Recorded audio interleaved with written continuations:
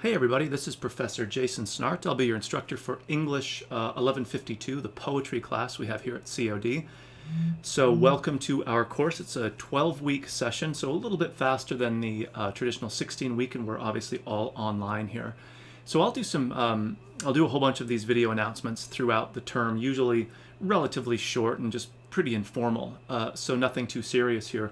But it is important that you watch them, not because there'll be a lot of, I would say, additional content necessarily, but often I'll point us to important due dates that are coming up like really quickly, or maybe ones down the road a little bit, walk us through some of the assignments.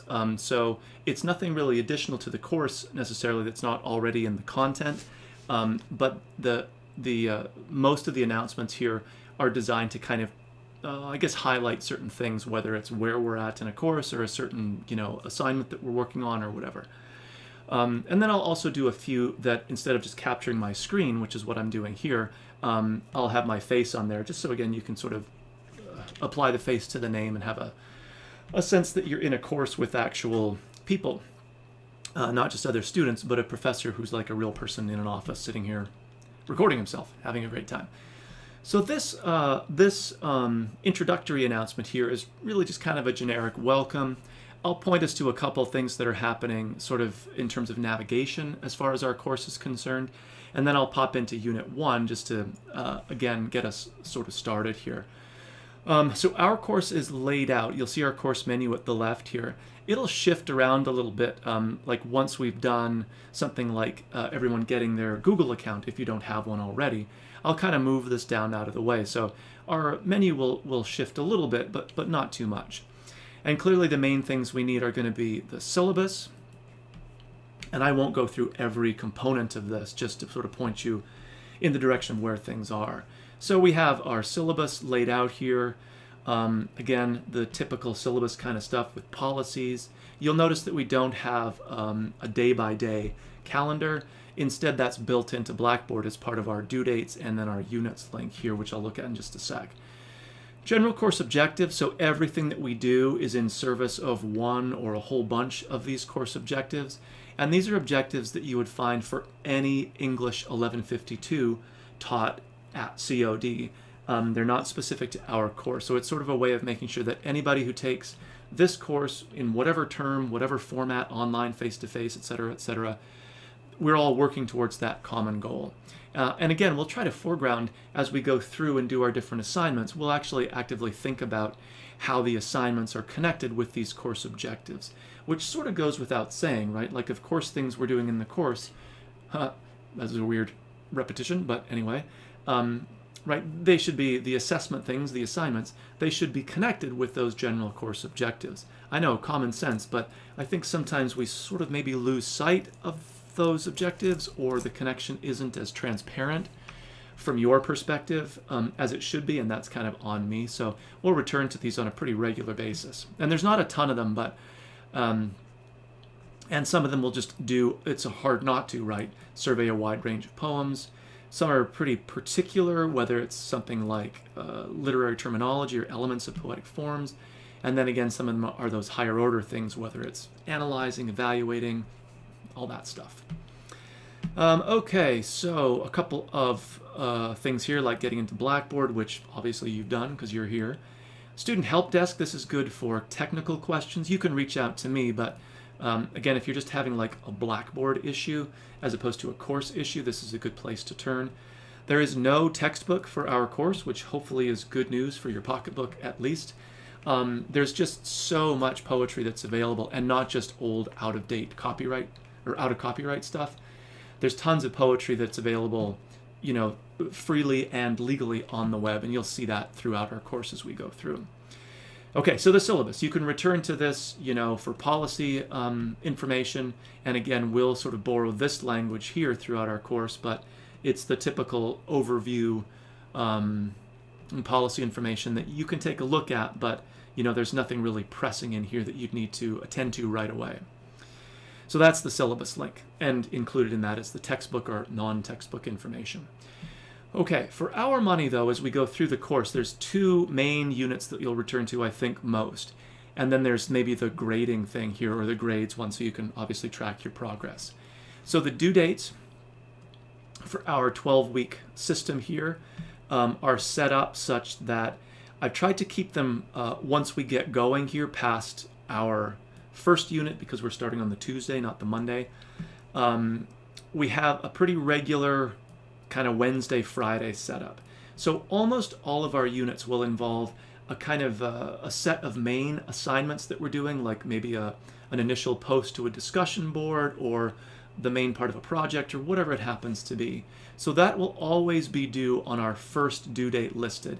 And again, it happens to be this Thursday for Unit 1 just because of our Tuesday start. And then there'll be a secondary due date where if there's any kind of reply or respond to or comment on type of a thing, that'll be what that second due date is for. So remember, there's always two due dates, one for main work and then one for replies. And again, we do a lot of discussion board stuff, so that works out pretty easily, right? A main post and then replies to other posts by that Friday. It really helps, I think, to get these done earlier rather than trying to have the one due date where people are, if too many people are waiting too long to do initial things, then it sort of hamstrings everybody else to do the reply part and you're rushing to get it all done, etc., etc. And because it's fairly regular once we get into our course, you can get in the habit of having those due dates in mind.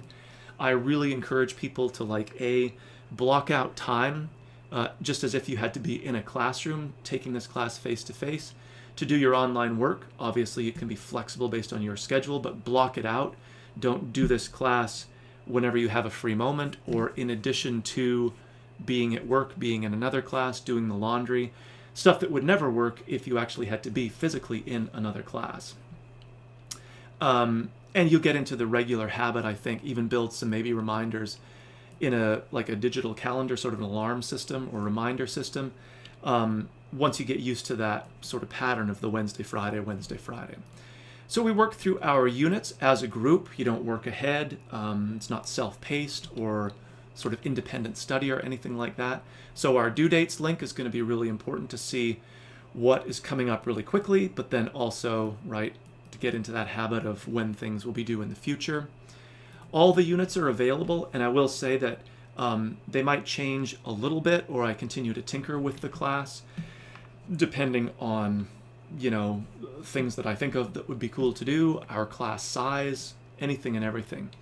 But you can certainly look into a couple units ahead, and while I wouldn't necessarily start that work, because there's no reason to jump that far ahead, because then you'll have to go back and do replies or comments on other people, or etc., etc., it is a good idea to have a sense of what's the scope of Unit 3, for example. Is it going to take you more or less time relative to some of the other things that we've done? So just being sort of conscious about time management and a little bit strategic about your time management and time planning.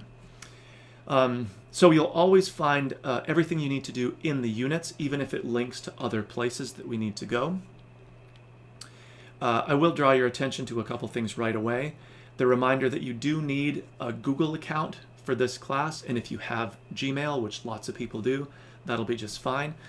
But Gmail, as you might know, is a Google product, and the login that you use to get Gmail is the same that we'll use to access Google Docs or Google Slide projects or anything like that. So we're going to use that Google suite of tools, and to use those you need to have a Google account. Again, if you've got one already, that's great, you're good to go. I'll just click in here.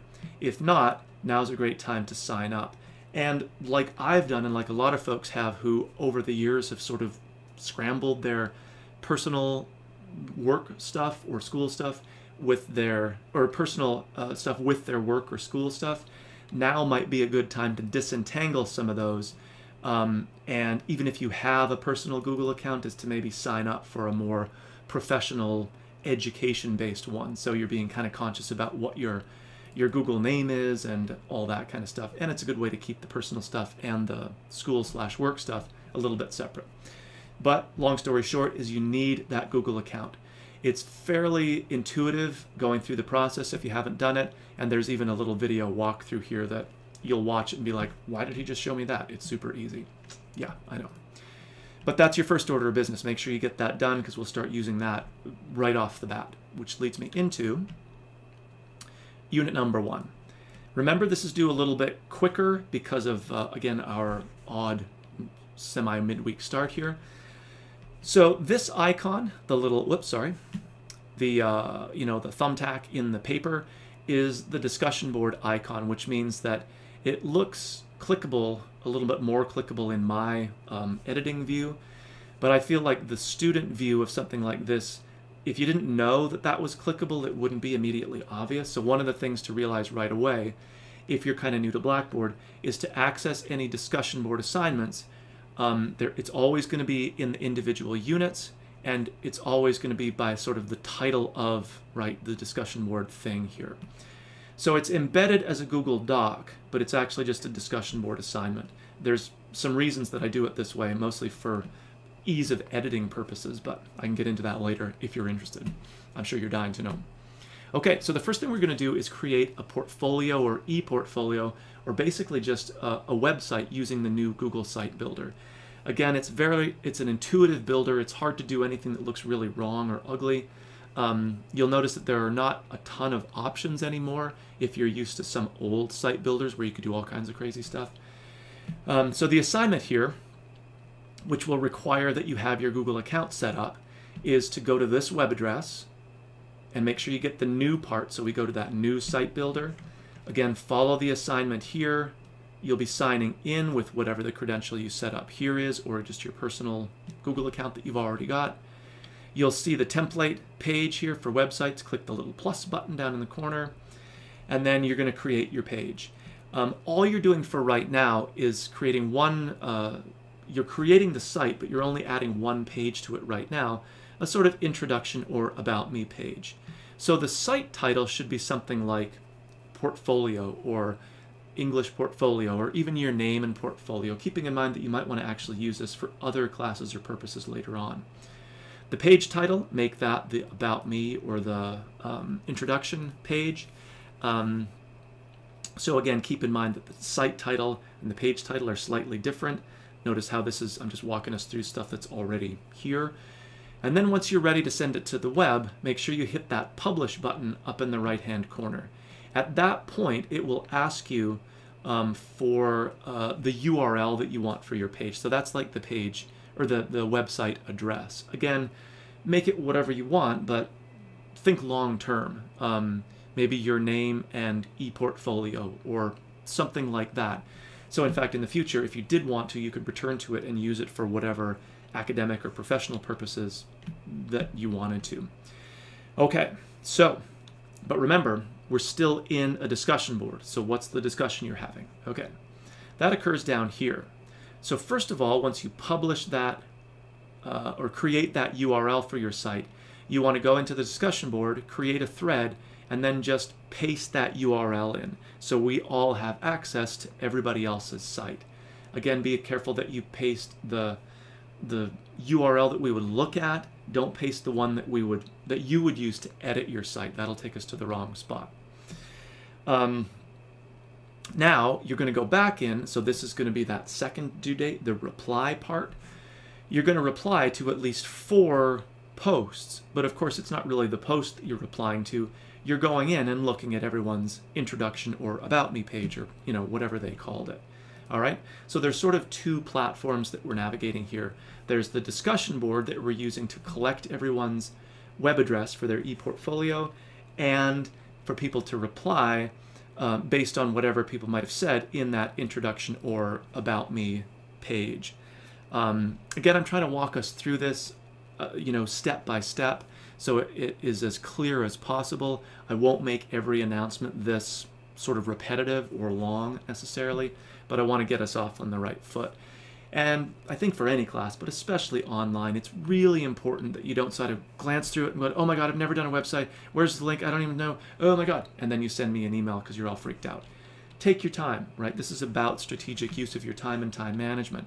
You have to give yourself time to read the directions carefully, to make sure you're walking through it step by step, to follow the directions, whether they're in an assignment like this or kind of appended to the discussion board, and all that sort of stuff. So if you just jump in, give yourself 30 seconds and don't get it, quote unquote, yeah, you're always going to be in panic mode. Okay, so that's Unit 1. setting this up, getting your Google thing, and again, just sort of getting oriented to the course. Once we get into Unit 2, and of course I'll do another announcement as we get towards this, we get a little bit more into the actual, content of our course. Looking at or listening to, in this case, some poetry, maybe in a form that you hadn't necessarily thought of before. We have multiple assignments going on, one set up again as a discussion board, doing some literary terminology work.